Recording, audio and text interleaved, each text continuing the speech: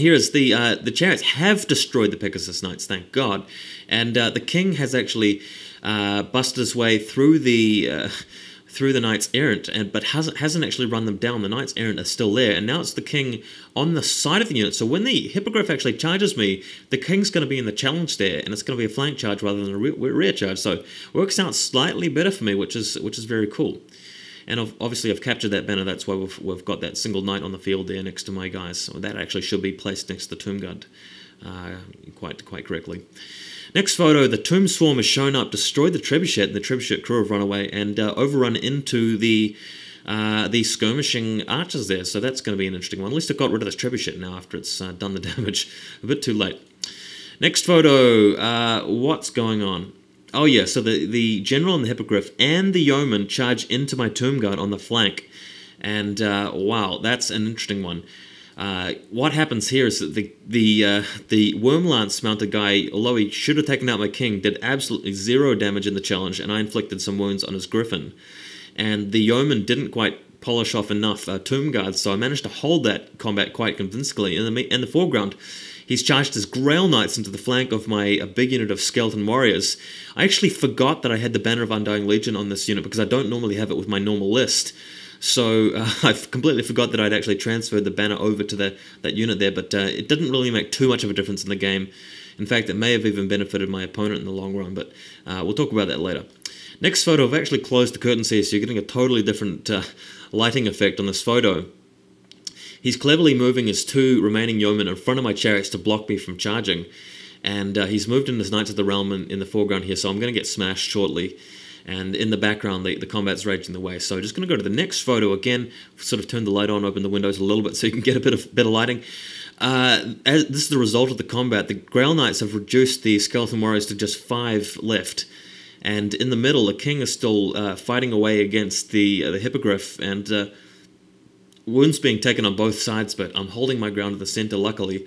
And when it's my turn next, I've got the chariots in the foreground there to charge through at the men-at-arms. But unfortunately, he's rallied his errants there right in front of my Tomb Guard, so I could get charged in the face if I'm not careful.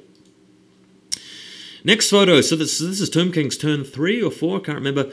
But what's happened is that the prince on the unit closest to us with the flaming chariot, I think it is, has left the combat and is now charging the Grail Knights.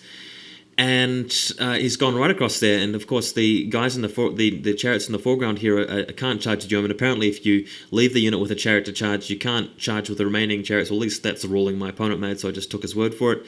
Hierophant has left the Scullipult crew, moved to the archers up on the hill, and the small unit of 10 archers in the foreground have crucially charged the yeoman in the rear, sorry. So that's really going to help out the combat involving his general. So things getting really dicey in the center, and of course my chariots have charged the men-at-arms in the center over there. Next photo, going to bring you around to show you in a better view what's going on. So the chariots in the foreground against the men-at-arms. I've got those units, that unit of errants in the center of the photo aren't in combat yet, but the archers in the rear of the yeoman looking brilliant over there. And going to the next photo, amazingly, I roll 5 dice with the attacking skeletons charging into the rear of yeoman. 5 hits and like 4 or 5 wounds. Amazing, amazing luck, wiping out all of the yeomen.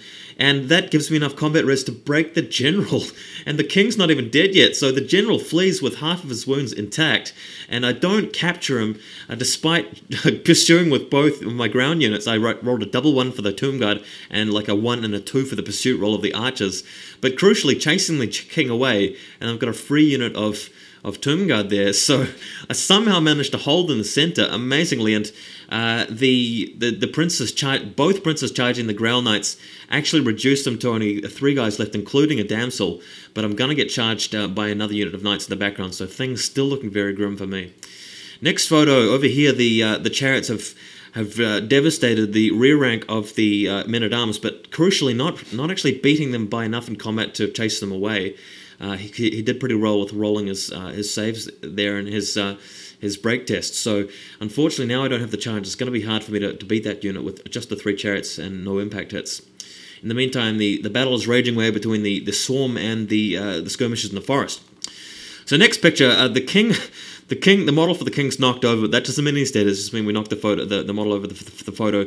As predicted, the griffin has rallied, I believe, and over there the errants have charged the prince, and crucially, the knights of the realm in the background actually got shot dead on by the scullipult and fled, saving me from a real headache of a charge. That would have been nasty, so I just got off again with another bit of luck.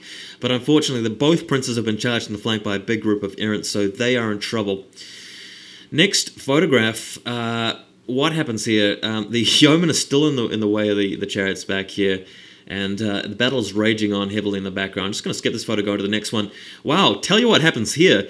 Both princes popped in combat, as well as all the remaining skeletons, and of course 2 princes means 2 rolls for curses, and guess what? The general is in range for the leadership test, but the Grail Knights fail, and all of the remaining Grail Knights are killed by the curse, and the damsel has taken 1 wound from that curse, so amazing luck there, wiping out the Grail Knights, netted me some points, and the game continues well. This is turning out to be an epic game, but of course his general on the hippogriff's still alive, so that sucks for me. Next photo, this is a bad photo because I actually missed a couple of shots here, but I'll just explain what's happened.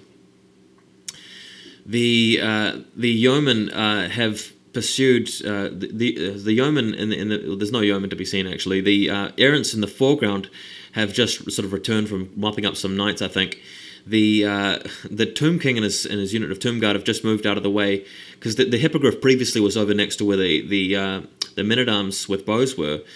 So he just moved out of line of sight. And what's happened is that my skeleton archers have managed to get a flank charge thanks to magic from the hill, but they didn't win the combat, so the errants on the hill have reformed to face them. And what's happened here is the king on the hippogriff has charged my line of 10 skeletons, and in the far background, my chariots have actually run down the men-at-arms finally and pursued over to their side of the table. Going to go to the next picture, where you can see in a sort of bit of detail where the chariots are. The king is just wiping out the unit of 10 archers there, and I'm doing pretty badly. I've lost the scullipult. His knights have taken out the scullipult as well, and generally looking pretty grim for me. Final photo here. The king on the hippogriff destroys the unit of 10 archers, and then rolls for a massive overrun and comes clean into the unit of 10 other archers, which haven't even fought yet. So that's pretty much sealed the game. That was the final photo of the game, and it was a pretty clear win to the Bretonnians, but I really enjoyed this game.